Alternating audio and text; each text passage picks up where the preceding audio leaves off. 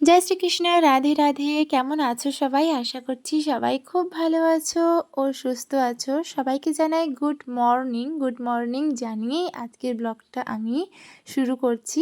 আশা করছি যাদের বাড়িতে ছোট্ট ছোট্ট গোপালরা আছে, গোপাল সোনারা আছে, তাদের অনেকটা হেল্পফুল হতে চলেছে বন্ধুরা এই ভিডিওটা। কারণ আমি এখানে কিছু টিপ, তোমাদের গুরুত্বপূর্ণ কিছু কথা বলবো।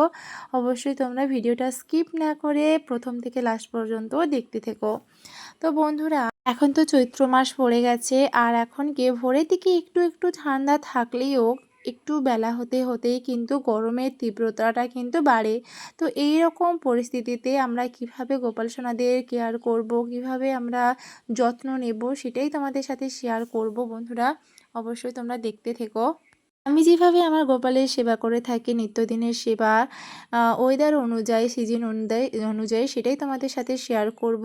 তোমাদের যদি ভালো লাগে তাহলে অবশ্যই আমার মতন তোমরা করতে পারো। তো বন্ধুরা, এখন যদিও চৈত্র মাস পড়ে গেছে, যেমন এখন কি সকালের দিকে ভোরের দিকটাতে কিন্তু বেশ একটু ঠান্ডা ঠান্ডা লাগে, কিন্তু বেলা বাড়ার সাথে সাথে কিন্তু বেশ তীব্রতাটাও বাড়ে। তো বন্ধুরা, তোমরা এই গরমে চেষ্টা করতে পারো গোপালকে অবশ্যই তোমরা প্রতিদিন স্নান করাতে পারো। যদি না স্নান করাতে পারো তাহলে ছোট ছোট কিছু ড্রেস গোপালের জন্য বানিয়ে নাও, যদি বানাতে পারো। তা না হলে কিনে নাও, সুতির ড্রেস রাখার চেষ্টা করো। এই গরমে গোপালকে পরানোর চেষ্টা করো। বেশি গয়না বা বেশি জুয়েলারি না পরানোটাই ভালো, কারণ গোপালের যাতে অস্বস্তি না হয় সেদিকটাতেও আমাদের দেখতে হবে। তবে হ্যাঁ, ভোরের দিকটা হয়তো পড়ে থাকলো, কিন্তু বেলার দিকে কিন্তু স্নান করানোর পরে মধ্যাহ্নকালীন যখন তোমরা ভোগ লাগবে তখন কিন্তু তোমরা গোপালকে স্নান করিয়ে তারপরে কোনো ফ্রেশ একটা ড্রেস পরিয়ে দিও, হালকা ফুলকা কিছু ড্রেস। আর এদিকে দেখো, আমিও কিন্তু এদিকে মর্নিংয়ে সেবাটা করেছি, ওর জন্য আমার গোপাল সোনা এগুলো পরে আছে। বেলার দিকে কিন্তু আমি চেঞ্জ করে দেব বন্ধুরা। তো এভাবেই আমি করে থাকি।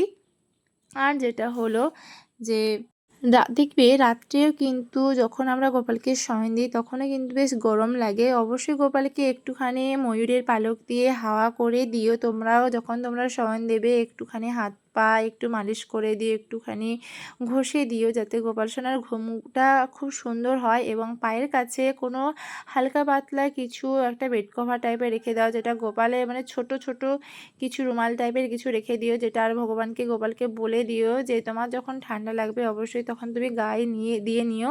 কারণ মাঝরাতে তো উঠে আর তো তোমার যাওয়া হয়তো সম্ভব নয়, তো তার জন্যই বললাম যে তোমরা অবশ্যই এটা করতে পারো, গোপালকে বলে আসতে পারো। এবং গোপালের কাছে অবশ্যই সবসময়ের জন্য তুলসী পাতা দিয়ে একটা জল ভর্তি গ্লাস রেখে দিও। যখন গোপাল সোনার মানে জলের তেষ্টা পাবে তখন যাতে গোপাল সোনা নিতে পারে, তার জন্য। তো বন্ধুরা, ভিডিওটা কেমন লাগলো